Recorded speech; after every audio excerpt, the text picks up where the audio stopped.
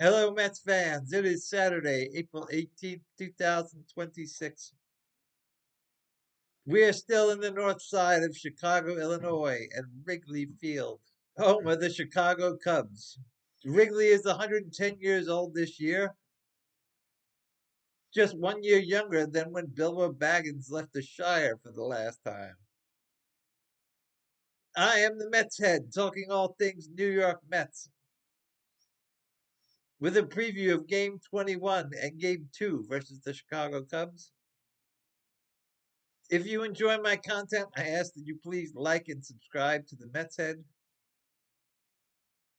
mostly on YouTube, but also on other social media platforms such as Facebook, TikTok, and Instagram. The Cubbies are now 10-9, but still in last place in the NL Central, but amazingly only one game out of first. Yesterday, they scored 12 runs against the Mets, and they've now a total of 33 runs scored in the last 3 games for an average of 11 runs per game. And they have scored 46 runs in their past 5 games, averaging 9.2 runs per game. This team is on fire offensively. We have lost 9 games in a row after losing the last 2 to Arizona and being swept in California. We've been shut out 1/3 of the past 9 games. We have a little bit more than 1.7 runs per game in that stretch. But we did have 6 runs and 14 hits yesterday. But with the loss, we are now 7-13, still last in the NL East, and now 6 games behind Atlanta. On the mound for the Cubbies is Jameson Taillon, another 6'5" starter, 230 pounds,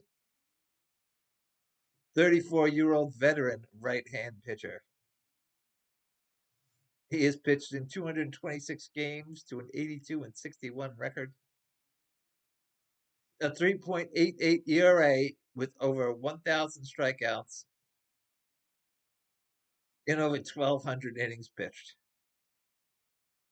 Last year, he pitched in 23 games and was 11-7, 3.68 ERA with about 100 strikeouts in 130 innings. This year, after 3 games, he is 0-1 with a 4.86 ERA with 17 strikeouts in 16 innings pitched. Mendoza really needs to look at what his players are doing and what they have done against the pitchers that are pitching to put his best foot forward and put the best lineup out there that has the best chance of winning. And he usually doesn't do that, and he hasn't done that lately. Polanco has been put on the DL for 10 days, and they brought up Senger. So hopefully Alvarez plays more. And he can be the DH. He doesn't need to sit day games after night games. In my opinion, the Mets lineup should look like this against Taillon.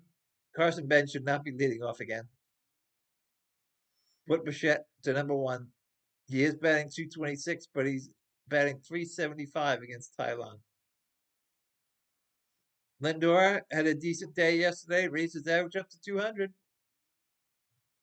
But he's only batting .188 against Taillon.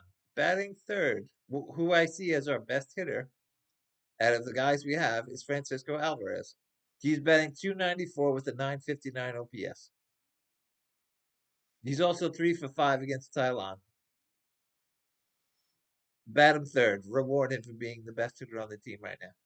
Then I disagreed with Melendez batting so high yesterday. But he had a great day. He's now batting .571. He's also 3 for 5 against Taillon. So I put him at fourth again. Why not? Then I'd sit Robert this game because it seems like the best opportunity to do it. He's batting under 100 against Taillon in 11 at bats. And Tommy Pham is 5 for 29 against him. So I would start Tommy Pham. Get the middle of the lineup that can hit against the pitcher. Then sixth, I'd put Beatty. Even though he's batting 197, he is 2 for 2 against Thailand. Then yesterday I said they should have put in Vientos, who did get a hit. It made sense because Vientos was so good against the pitcher. But now it doesn't make sense to play him today. So I play Semien batting 7th. He raised his average over 200. Then I put Benj 8th. Ben should start every day against right-hand hitters as long as he's there. And then batting 9th, I think Tyrone Taylor should be in center field because he's gotten some hits against Thailand, and he got some hits yesterday. He deserves to be in the lineup. On the mound for the Mets will be Freddie Peralta,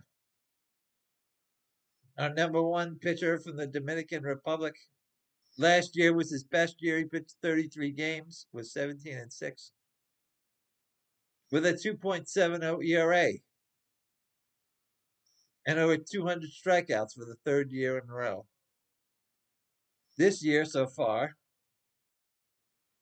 he has pitched in 4 games. He is 1-1 with a 3.86 ERA. Cubs lineup is the same as yesterday. Horner leading off, batting 324 this year. For some reason, Bush still batting second, 148. Bregman, Happ, Suzuki, Ballesteros batting 6th, 342. He's hitting. They should really move him up to number 2. Kelly batting 7th, batting 333 this year. PCA still batting 8th. I'm surprised by that. I would think yesterday he had a lot of patience at the plate and is batting almost 100 points higher than Bush. I would have moved PCA to 6th, Ballesteros to 2nd.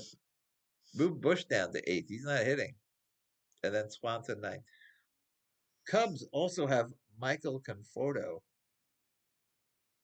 one of the few players I have a jersey of. One of my former favorite Mets is 3 for 10 against Peralta. The Mets have released their lineup for today.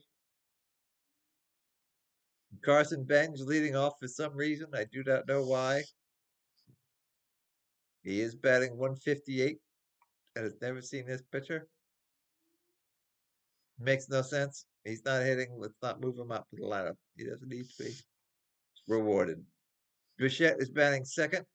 He has a 375 average against Thailand. Lindor again batting 3rd. Robert batting 4th. Melendez batting 5th. He's batting 571 this year. He's hot so far. 3 for 5 against Thailand. Alvarez, why in the world is he batting 6th? He should be batting 4th or 3rd. He's our best hitter right now. Batting 294 with an over 900 OPS. He's also 3 for 5 against Thailand. Went 2 for 3 yesterday. Move the hot hitters up. Then today he decides he's going to start Vientos when it makes no sense. When his best chance would have been to start yesterday. Then he puts Beatty in right field. Beatty's got to play, I feel, because they are facing a righty. And then Semien batting 9th. I don't understand why Mark Vientos is playing today. Tyrone Taylor had 2 good games in a row. Bat him 9th. Move Semien up. You know, another silly lineup by Mendoza. It would have been a smart move to start Tommy Pham instead of Vientos today. Pham is 5 for 29, batting 310 against Thailand. And also you can just put Beatty at first base again. And I think they shouldn't run him away from first base just because he didn't have a great game defensively. He is still very athletic and probably is our best first baseman on the team. Let's go, Mets go. Till next time, I'm Juan God.